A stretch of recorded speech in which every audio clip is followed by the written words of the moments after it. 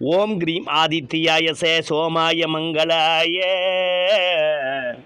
புதாயச குருசுக்குர சனிப்பியச்ச ராகவே கேதவே நமக நமக்கிரங்களின் அற்பானங்கள் தொட்டு வணங்குகிறேன்.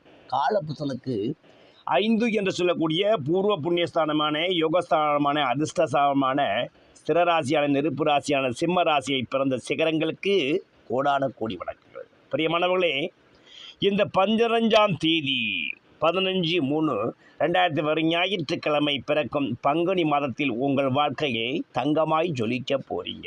ஏனெனில் உங்கள் ராசிநாதன் என்று அழைக்கப்படும் சூரிய பகவான் காலபுருஷனுக்கு 12ஆம் இடமான உங்கள் ராசிக்கு 8ஆம் இடமான குருமனையில் வருவதால் குபேரதனயோகங்கள் இந்த பங்குனி மாதத்துக்குள் பல சிம்மராசிக்கு நடக்கப் போகிறது. அதனுடன் ஆறுக்கூடிய ரணருண ரோகஸ்தானாதிபதியாகிய சத்ருஸ்தானாதிபதி சனீஸ்வர பகவானும் மறைந்து கெட்டவன் கெட்டதில் கெட்டது ராஜயோகம் என்ற விதியின்படி பங்குனி மாதத்தில் பல பலிகள் உங்கள் வாழ்க்கையில் பேரதிர்ஷ்டமும் பெருமதிப்பும் பெரும்புகழும் கிடைக்கக்கூடிய காலமாகவே இங்கே பங்குனி மாதம் அமைகிறது. பங்குனி மாதம் பிறந்ததம்மாம் சிம்மத்திற்கு கொண்டாட்டம், இனிமேல் இல்லையடி திண்டாட்டம். பங்குனி மாதம் பிறந்ததம்மா என்று சொல்லும் அளவுக்கு நீங்கள் பெரும்புகழை பாடும்படியாக அப்பன் முருகப்பெருமானின் மகிமையால் இந்த பங்குனி மாதம் முழுவதும் பல சிம்மராசிக்காரங்க அங்கத்தில் குறையிருந்தாலும் தங்கத்தில் குறையில்லாமல் தங்கமாய் ஜொலிக்க போறீங்க. உங்கள் ராசிக்கு 2 என்று சொல்லக்கூடிய 11 என்று சொல்லக்கூடிய புதன் பகவான் இந்த பங்குனி மாதம் 23ஆம் தேதி உங்கள் ராசிக்கு 8லிருந்து 2ஆம் வீட்டை பார்ப்பது அபூர்வ தனயோகம், அதிசய செல்வாக்கு யோகம், மிதமிஞ்சிய செல்வாக்கு யோகத்தையும் இந்த பங்குனி 23ஆம் தேதியிலிருந்து இந்த புதன் பகவான் தரும் அணுக்கரை யோகத்தை பெற போறீங்க. ராசியிலேயே எது பகவான் உட்கார்ந்து உங்களுக்கு விநாயக பெருமானி அருளுக்கு தடைகள் பல கொடுத்தாலும் பெரும் முயற்சியால் பெரும் லாபத்தை தர வைக்கப் போகின்றார்.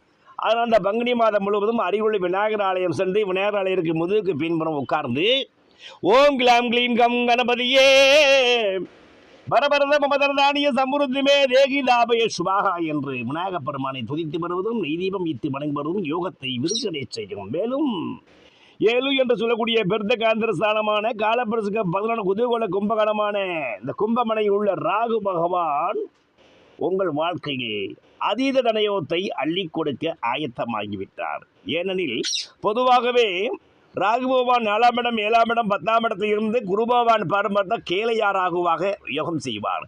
பேசும் அந்த கேந்திரத்தில் ராகு நிற்க பிரபலனா ராஜாக்கள் சேவையுள்ளோ வீசுகின்ற தனமடைத்து சீமானாகி விதிரணையாவால் நீடுவா இன்னது கேளு தேசுபெரு பட்டாடை அணிகள் சேர்ப்பன் தெவிட்டாத வாழ்க்கையுள்ளோன் திரண்ட கேட்டே மாதில்லா மன்னமனாய் மலனால் மட்டும் என வாழ்ந்திருப்பா என உரைத்தோர் முனிவோர் தானே என்று புலிப்பானிச்சத்தை கூறியுள்ள பெருத்த கேந்திரமான 7ஆம் வீட்டில் உள்ள ராகுவை லாபத்தில் உள்ள குருபகவான் 9ஆம் பார்வையாக பார்ப்பதால் உங்கள் வாழ்க்கை எச்சத்தில் இருந்த நீங்க உச்சத்தில் வந்து அதிர்ஷ்டகரமான வாழ்க்கையை ஆதாயமும் பெரும் பணமும் பெரும்புகளும் இந்த பங்குனி மாதத்தில் பல சிம்மராசிக்காரன் குரு பகவானின் பார்வை ராகு பகவான் மேல் பருவதால் பெற்றுக்கொள்ள போறீங்க.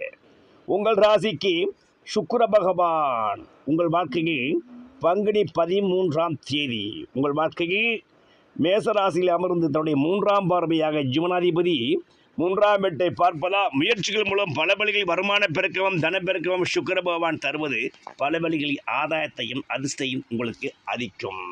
இந்த பங்குனி 1ஆம் தேதியிலே சூரிய பகவானின் பார்வையும் தனவீட்டை பார்ப்பார் தனயோகம் பணயோகம் பல வழிகளில் பெருகி உங்களை மிதமிஞ்சிய செல்வாக்கு யோகம் பெற்றவராய் பல சிம்ம ராசிக்காரங்களை இந்த குரு பகவான் மாற்றுவது உண்மை. பிரியமானவர்களே, இந்த பங்குனி 18ஆம் தேதி என்று சொல்லக்கூடிய 1/4/2026 ஏப்ரல் 1ஆம் தேதி உங்கள் ராசிக்கு 4 செவ்வாய் பகவான் மீனமலையில் அமர்ந்து 4ஆவது பார்வையை உங்கள் ராசிக்கு லாபத்தை பார்ப்பதா அதீதவதியில் தனயோகம் பணபாகிய யோகமும் விதமஞ்சி செல்வாக்கு யோகம் கிட்டும். அவருடைய 7வது விசேஷ பார்வை உங்கள் ராசிக்கு 2ஆம் வீட்டை பார்ப்பதால் தனவரவு மண்மனை மூலம் ஆதாயம் கிட்டும்.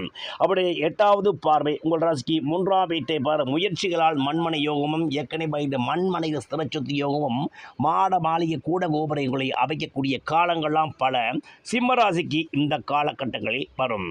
ஆக மொத்தத்தில் இந்த மாதம் பிறந்ததே சிம்ம ராசிக்கு அதிர்ஷ்டத்தையும் பேரரசையும் பெருமதிப்பிற்கு கொடுக்கக்கூடிய மகா சத்துருக்களை செய்யக்கூடிய மகா வல்லமை பெற்ற மாதம் என்றே சொல்லலாம். பிரியமானவர்களே, இந்த காலகட்டங்களில் நீங்கள் முடிந்தால் மலை திருத்தலம் என்று அழைக்கப்படும் பழனி முருகனோ அல்லது திருத்தணி பழமலை முருகனோ அல்லது குன்றக்குடி முருகனோ அல்லது விராலிமலை முருகனோ எந்த இடத்துலையும் அப்பன் முருகப்பெருமான் வள்ளி தெய்வானையுடன் அவர் ஞான சக்தியாக கிரியாசக்தியாக இச்சா சக்தியாக 3 திரியேக சதுர காட்சி தரும் இந்த முருகப்பெருமானை நீங்கள் சென்று அவரை ஓம் சரவணபவ என்று போற்றி நீங்கள் வழிபட்டு மனதார துதித்து ஒருபாய் அருபாய் உளதாய் இலதாய் மறுபாய் மலராய் மணியாய் ஒழியாய் ஒருபாய் அருபாய்